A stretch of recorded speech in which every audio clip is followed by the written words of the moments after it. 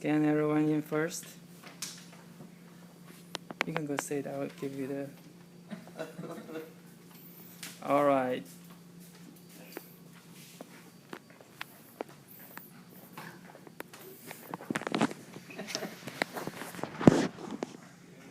Okay, hello everyone. My name is Jacob, and I'm from China. Since I'm studying in the United States of America, I would like to address you the relations between China and America. And I want to start with a very short story of myself. When I was in first grade in elementary school, I was very limited with speaking English, and I did not see a lot of Americans as well. When I was playing on the street, I saw a couple of American tourists. I was exploring in the streets of Beijing. That was the early 1990s. So I don't know where I got guys who made an approach and said hello to them. And they were so thrilled for some little Chinese kid who were not so scared of their blonde hair or blue eyes. So we eventually got a souvenir from them, but I had no idea what it was because I couldn't remember. So the relationship between China and the United States of America back in 1940, that's where I want to start, was very close because we were allies fighting against the Japanese in Pacific war zone. And by the time Japanese government surrendered, China fell into a civil war between the Nationalist Party, which is supported by the United States of America, and also the Communist Party, was supported by the Soviet Union. And although the Nationalist Party has a much stronger force, they lost the war due to the corruption of their government. And so they were forced to retreat to a small island, which is called Taiwan. And China, after being conquered by the Communist Party, was trying to retreat from the Taiwan from Nationalist Party. However, their effort was forced to put a stop because they were of Korean War, and China was forced to get involved in the Korean War, and the result of the Korean War was the Communist world against the capitalist world established, and Cold War lasted more than 40 years. And also,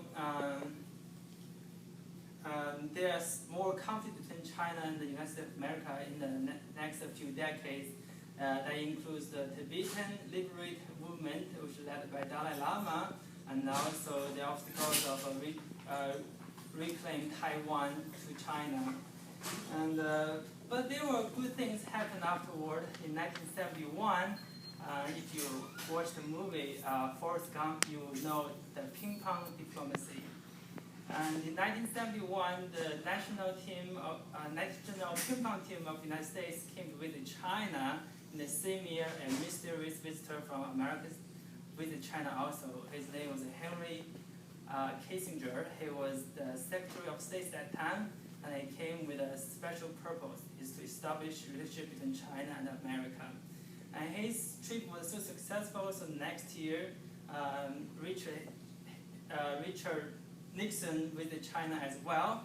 In 1976, both China and the United States of America made a treaty that they would like to normalize their diplomatic relations. However, this good time did not last long because the Vietnam War, and the cause of the Vietnam War was the expansion of communist power throughout China to South Asia, including Vietnam, Cambodia, Burma, and other countries.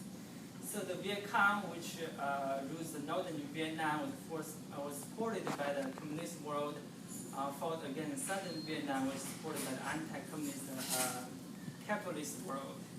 And the war did not have a good result after massive destruction and the massacre of Vietnamese people. The hustle between the communist world and the capitalist world remained existed. And here I want to give you an example of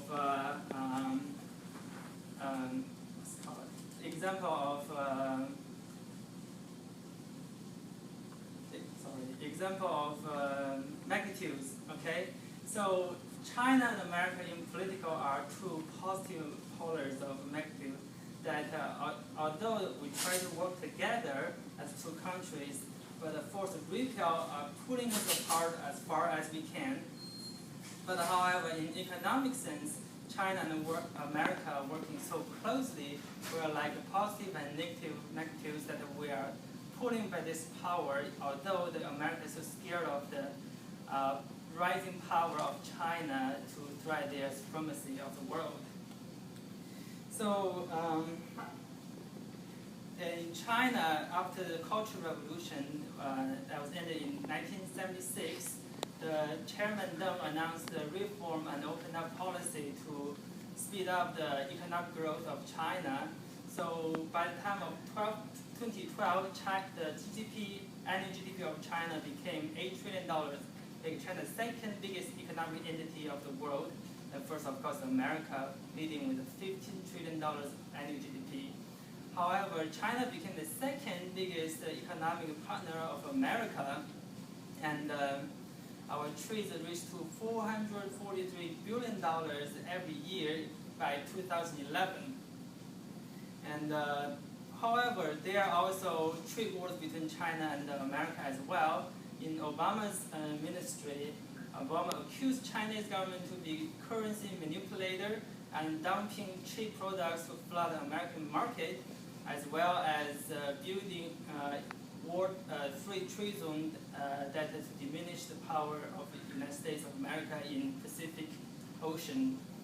But I believe the future between China and the United States of America are bright in economic sense.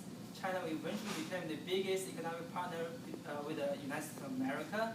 However, the conflicts will increase between China and the United States of America in the power struggle in many regions such as Pacific Ocean, Asia, Africa, and South America. However, if we could put down the prejudice of political senses and open our heart, try to work together, I believe one day we will become true and genuine friends instead of being phony to each other.